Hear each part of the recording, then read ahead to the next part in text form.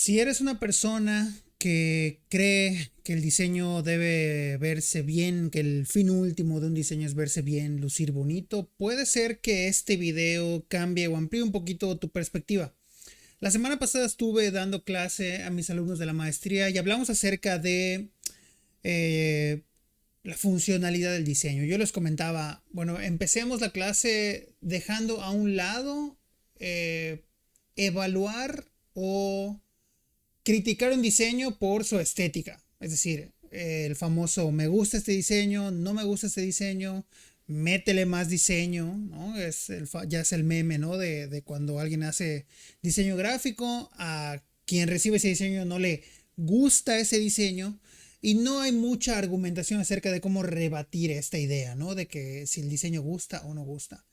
Y hoy quiero explicarte un concepto que he puesto en práctica, digamos que de manera reciente, en los últimos 2 años, al respecto de mi enfoque hacia cómo debe lucir un diseño que tú hagas para redes sociales, para una presentación, para el diseño de un informe, para el diseño de un catálogo, etcétera, etcétera, ¿no?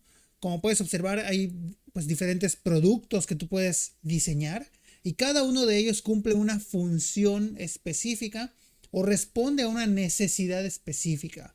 Pero algo que yo he logrado identificar es que la persona que diseña no necesariamente tiene el bagaje o el trasfondo de cómo esa necesidad debe ser, cómo se debe responder a esa necesidad, pues desde el diseño. Entonces, a lo único que uno se puede agarrar es que ese diseño debe lucir bien, ¿no?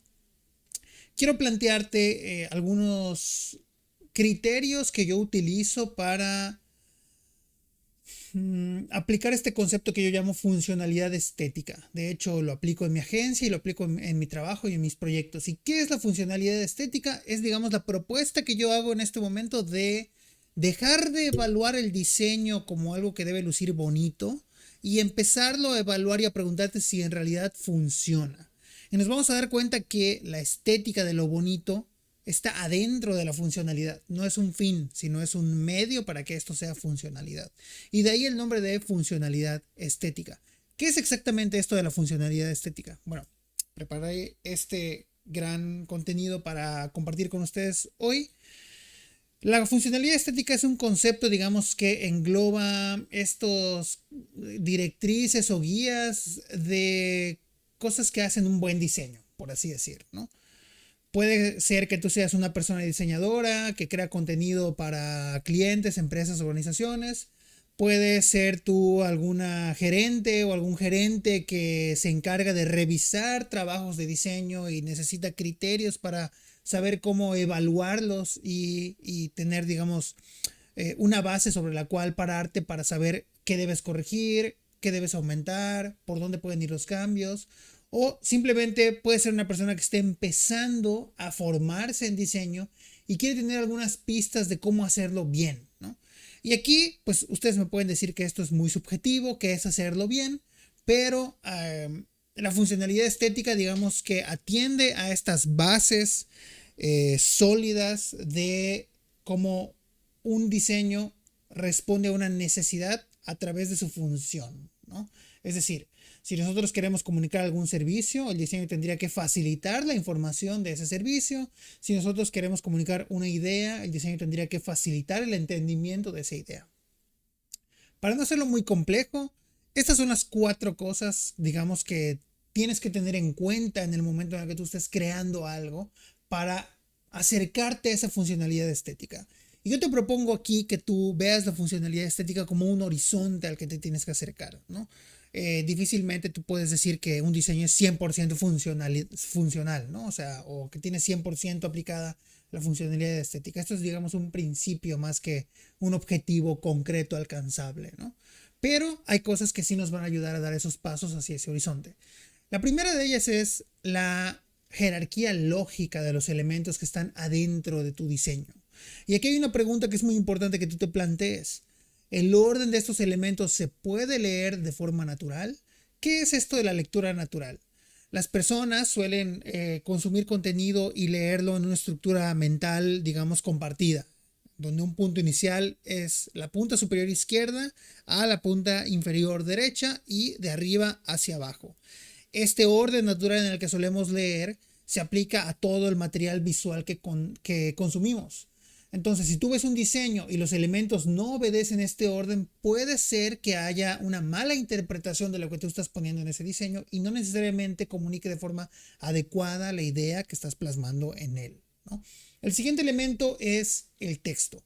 El texto, digamos que es el artefacto gráfico básico, el más accesible de todos y que juega un papel súper importante en todo el diseño que tú creas, pues porque es la manera en la que la gente se va a enterar de la información que tú estás poniendo sobre la mesa.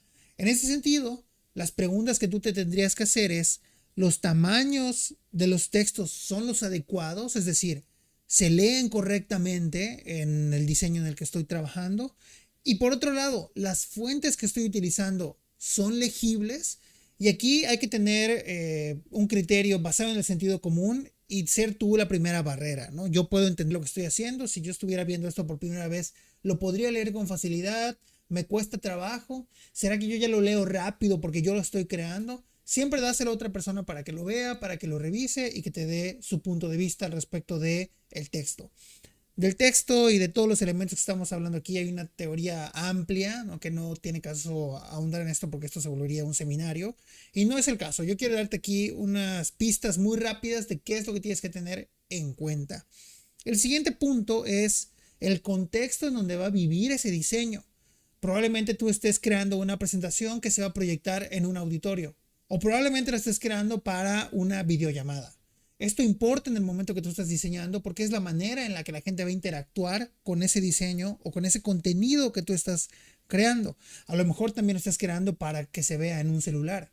Entonces, todos los elementos que constituyen el diseño se comportan de manera diferente o adquieren diferente forma dependiendo del contexto donde van a vivir. Yo siempre le digo a mis alumnas y a mis alumnos, texto que no se lee es texto que no existe. Es como si no lo pusieras ahí. Pero pareciera que cuando estamos diseñando y tenemos prisa o no tenemos el suficiente conocimiento de la herramienta que estamos utilizando, simplemente adquirimos como tranquilidad por verter todo el contenido en una diapositiva, en una hoja o en un diseño específico y no necesariamente eso sea lo más funcional. Siempre cerciórate de que todos sus textos puedan leerse con facilidad, ser legibles y utilizar la tipografía adecuada. En este caso hay dos tipos de tipografías, hay unas que se leen más fácilmente en dispositivos que usan pantallas y otras que se leen más fácil en materiales impresos. Pero eso será material para otro video. El siguiente es la funcionalidad del color. Todo lo que diseñamos pues seguramente va a tener color.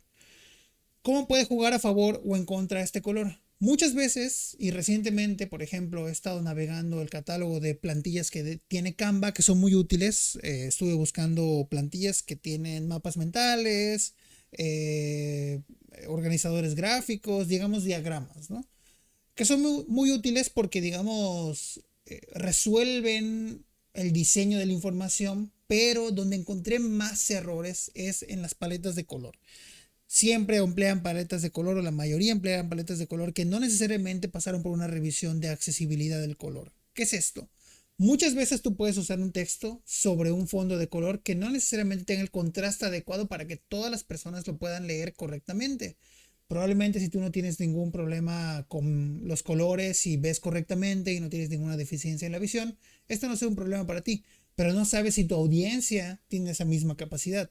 Entonces, pensar y cuidar la manera en la que contrastan los colores en un diseño siempre lo va a hacer más accesible para todas las personas. Entonces, las preguntas aquí importantes es, ¿el contraste entre colores es el adecuado? Y por otro lado, las combinaciones son armoniosas y aquí entra así un poquito la estética. Es decir, hay que cuidar que los colores funcionen de acuerdo a la teoría del color, con colores complementarios, colores opuestos, colores secuenciales, etcétera, etcétera, ¿no? De nuevo repito, todos estos temas, hay teoría que tú puedes consultar. Tranquilamente podrías decirle a la inteligencia artificial que te explique más a fondo todos estos conceptos y cómo ellos juntos propician una funcionalidad estética.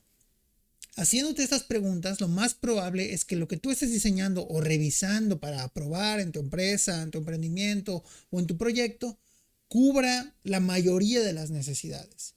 Siempre puedes ir más allá. Siempre puedes hacerte muchas más preguntas. Ve este contenido como un material base que puedes usar, al que puedes recurrir, puedes volver a ver este video para escuchar lo que acabo de explicar y no dejes pasar estos errores que son de los más comunes cuando vemos diseño y que pueden jugar en tu contra en el momento que tú pongas algo para el público, en tu página web, en tus redes sociales, en tu informe anual, en la presentación de tu proyecto. Entonces, tenlo en cuenta y para la próxima pregúntate, ¿la jerarquía es lógica? ¿El texto es legible? ¿Está adaptado al contexto donde va a vivir el diseño? ¿Y qué pasa con el color? ¿Funciona o no funciona? Ya lo sabes. Este es el primer video que hago acerca de, digamos, teoría del diseño. Los quiero hacer bastante sencillos, bastante fáciles y limitados para que también tú puedas consultarlos con el tiempo y tener esas piezas de información que te van a ayudar a generar mejor diseño. Esto lo puedes aplicar después en tu herramienta de diseño favorita, Canva, PowerPoint, Illustrator, etcétera, etcétera. Pero no lo hagas de menos. Esto es tan importante como saber manejar una herramienta, sino es que más importante. Independientemente de que tú te quieras dedicar al diseño o no, siempre es bueno saber cómo funciona la comunicación visual. Si tienes un negocio propio, una empresa, si diriges un departamento o si te tienes que comunicar con una audiencia específica. Así que ya lo sabes. Nos vemos en el siguiente video.